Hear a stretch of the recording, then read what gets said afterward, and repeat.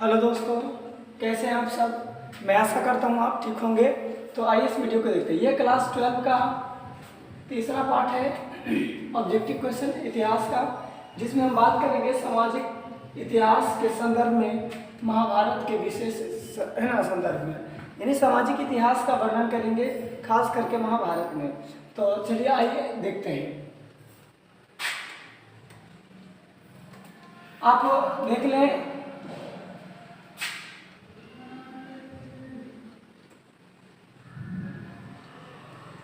महाभारत की रचना सर्वप्रथम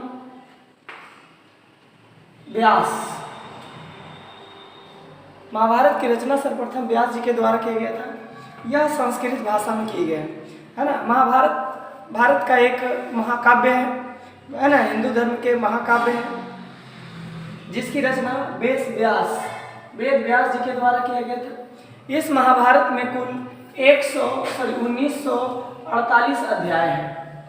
इस महाभारत में कुल 1948 अध्याय हैं। 1,02,17 श्लोक हैं, 18 पर्व है। तो इस प्रकार से इतने पर्व या उल्लेखों में महाभारत बटा हुआ है। इसी के बारे में हम इस चैप्टर में बात करेंगे। हमने अभी आपको बताया कि महाभारत में कुल 1948 अध्याय है, मतलब पाठ है। महाभारत में कितने अध्याय है? कुल 1948 अध्याय है। श्लोक की बात कर लें तो इसमें 1,02,17 श्लोक हैं। इसमें 1,02,17 श्लोक हैं और 18 पर्व में बटा हुआ है। 18 पर्व में बटा हुआ है ना। तो चलिए आइए इस वीडियो को देखते हैं। महाभारत की रचना सर्वप्रथम है ना महर्षि वेद व्यास जी के द्वारा किया गया था। और वो भी किस भाषा में? संस्कृत भाषा में किया गया था। किस भाषा में जी? संस्कृत भाषा में किया गया था।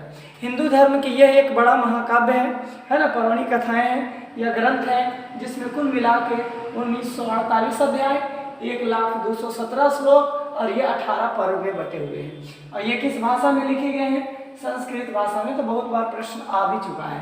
तो चलिए आइए इस वीडियो को देखते हैं। पहले हम बात कर लेते हैं कि महाभारत के आदि पर्व के किस अध्याय में भीष्म द्वारा 8 प्रकार के विवाहों का उल्लेख किया गया है। तो आप जानते हैं कि महर्षि है ना, महाभारत में 8 प्रकार के विवाहों का उल्लेख किया गया है ना। उसमें 4 विवाह मान्य विवाह हैं और 4 विवाह अमान्य विवाह हैं। तो इसमें भीम के द्वारा 8 प्रकार के विवाहों का वर्णन महाभारत के किस अध्याय में, आदि पर्व के किस अध्याय में किया गया है? तो इसका उल्लेख 102वें अध्याय में है ना 8 प्रकार के विवाहों का उल्लेख किया गया है, जिसमें भीम द्वारा है ना किया गया था। चलिए उसके बाद हम बात कर लेते हैं दूसरा क्वेश्चन। कहता अम्बा अम्बालिका किनकी पत्नियां थी? अम्बा अम्बालिका किनकी पत्नियां थी? तो ये तीनों पत्नियां, अम्बा अम्बालिका, ये दोनों पत्नी है ना विचित्रवीर की थे। किसका जाता? विचित्रवीर का ये दोनों पत्नियां थे। तो आप यहाँ से इसे मार सकते हैं। चलिए आगे क्वेश्चन देख लेते हैं। कहता महर्षि व्यास द्वारा उत्पन्न संतान थे, है ना। महर्षि व्यास द्वारा उत्पन्न संतानें कौन कौन से थे? पहला पांडु, धृतराष्ट्र और विदुर। तो मैं बता दूं कि महर्षि व्यास द्वारा उत्पन्न ये तीनों संतान थे। तो इसका आंसर होगा चौथा। ये पांडु है, पांडु के पिता ये है धृतराष्ट्र है ना, दुर्योधन के पिता, और ये तीसरा भाई है ना विदुर है। ये तीनों भाई थे, तीनों संतान है किसके? महर्षि व्यास जी के द्वारा। तो इसका आंसर हो जाएगा इनमें सभी। आगे देख लेते हैं। कह रहा घटोत्कच किसका पुत्र था? घटोत्कच किसका पुत्र था? तो मैं बता दूं कि घटोत्कच ने हिडिंबा के साथ विवाह किया था। उसके बाद उनका पुत्र था है ना, भीम ने किया था। तो ये किनका पुत्र है? भीम के, है ना। घटोत्कच किसका पुत्र है? भीम का, जिन्होंने महाभारत में भीम को काफी मजबूत है ना महत्वपूर्ण भूमिका निभाया था, युद्ध में काफी अपनी भूमिका निभाई थी। चलिए, तो इसका आंसर हो जाएगा आपका भीम। भीम ने हिडिंबा के साथ कौन सा विवाह किया था? भीम ने हिडिंबा के साथ कौन सा विवाह किया था? तो हमने भी आपको बताया कुल मिला के 8 प्रकार के विवाह थे।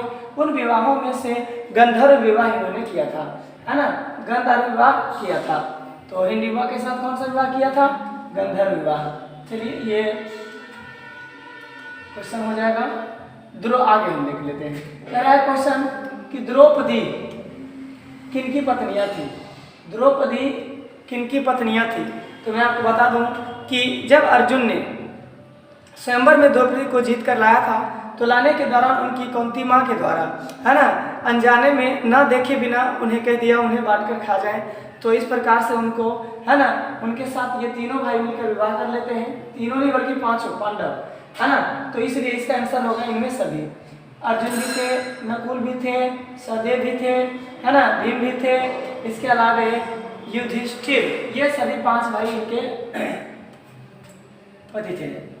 चलिए, आगे हम क्वेश्चन देख लेते हैं। क्वेश्चन नंबर 7 कह रहा है कि महाभारत का युद्ध, ये युद्ध होगा,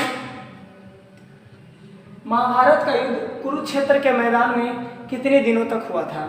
चलिए, तो हम बात कर लेते हैं महाभारत। महाभारत का युद्ध कुल मिला के 18 दिन तक चला था। यह वर्तमान समय में हरियाणा में पड़ता है। अभी कहाँ पड़ता है? हरियाणा में पड़ता है। हरियाणा के कुरुक्षेत्र जगह है, जिला है, जहाँ पर यह युद्ध चला था। इस युद्ध में कौरव और पांडव के बीच हुआ था और यह युद्ध 18 दिन चला था। इस युद्ध में, है ना, पांडव जीत गए थे। तो यह दिन, इसका आंसर हो जाएगा 18 दिन। महाभारत के युद्ध में पांडव की विजय हुई थी, तो इसका आंसर हो जाएगा 18 दिन। कहाँ हुआ था? कुरुक्षेत्र में। कुरुक्षेत्र वर्तमान समय में कहाँ पड़ता है? हरियाणा में पड़ता है। तो इसका आंसर ये हो जाएगा। चलिए, क्वेश्चन आगे देख लेते हैं। दुर्योधन की माँ कौन थी? दुर्योधन की माँ कौन थी? तो आप इसे आप देख लें, है ना। दुर्योधन की माँ गांधारी थी और पिता धृतराष्ट्र थे। पिता धृतराष्ट्र थे और उनकी माँ गांधारी थी, जो आप देखे होंगे फिल्मों में, है ना, अपने आंखों पे काली पट्टी लगाए रखते हैं, तो वही गांधारी है और वो दुर्योधन की माँ थी। तो इसका आंसर हो जाएगा आपका ए। महाभारत के किस पर्व में वर्ण व्यवस्था का वर्णन किया गया है ना। महाभारत के किस पर्व में वर्ण व्यवस्था का वर्णन किया गया है? मैं तो आपको बताया कि महाभारत में कुल 18 पर्व है ना, और 18 पर्व में से शांति पर्व में वर्ण व्यवस्था का वर्णन किया गया है। इसमें लिखा गया है कि भारतीय, है ना, समाज में 4 वर्ण थे। ये पूरे समाज 4 वर्ण में बटा हुआ था। पहला वर्ण था क्षत्रिय, है ना, दूसरा वर्ण था ब्राह्मण, तीसरा वर्ण था वैश्य और चौथा वर्ण था शूद्र, है ना, शूद्र। तो ये कुल मिला के 4 वर्णों में बटे हुए थे। इसका उल्लेख किस पर्व में किया गया है? शांति पर्व में किया गया है। तो इसका आंसर हो जाएगा आपका सी। चलिए, क्वेश्चन आगे देख लेते हैं। बहुत छोटा टॉपिक है, इसमें से कुल मिला के 10 से 15 क्वेश्चन होंगे। इन 15 क्वेश्चनों को आप अच्छे से देख लेते हैं तो आपको एक कोई क्वेश्चन इस चैप्टर में से नहीं छूटेगा, है ना। तो आप देखिए, कह रहे निम्नलिखित में से किस प्रसिद्ध संत ने, है ना, गीता की भक्ति टीका मराठी में लिखा है?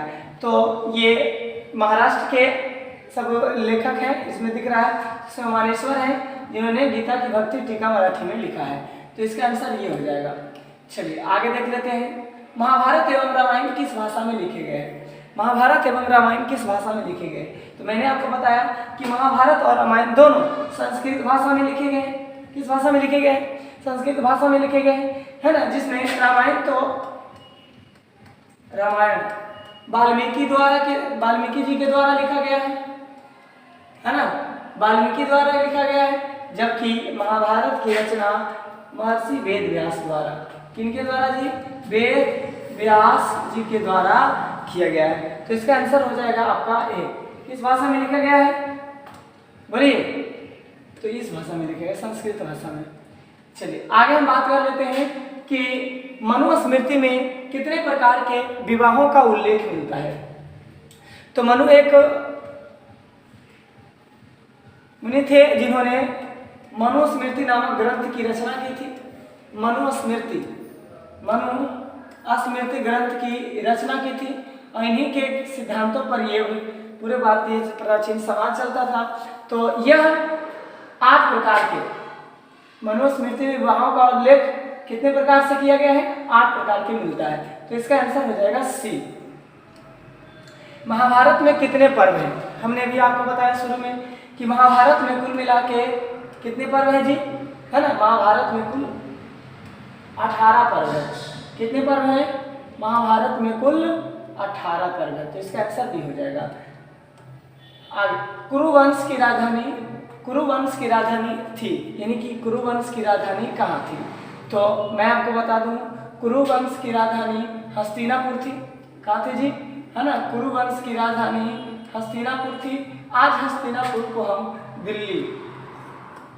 दिल्ली वाले क्षेत्र में स्थित था, वही आज के रूप में जानी जाती है। और ये पहले, है ना, हस्तिनापुर के नाम से जानी जाती थी। तो इसका आंसर हो जाएगा हस्तिनापुर। चलिए आगे क्वेश्चन देख लेते हैं। कह रहा है कि महाभारत में कितने प्रकार के विवाहों का उल्लेख किया गया है? तो हमने अभी आपको बताया कि महाभारत हो चाहे मनुस्मृति हो, इन सभी में 8 प्रकार के विवाहों का उल्लेख किया गया है। कितने प्रकार के विवाहों का जी? 8 प्रकार के विवाहों का उल्लेख किया गया है। तो आई होप यह आप, है ना, समझ गए होंगे। तो इसमें कुल मिला के 15 क्वेश्चन थे, है ना। चलिए, यदि आपको यह वीडियो अच्छा लगा हो तो लाइक और शेयर करें।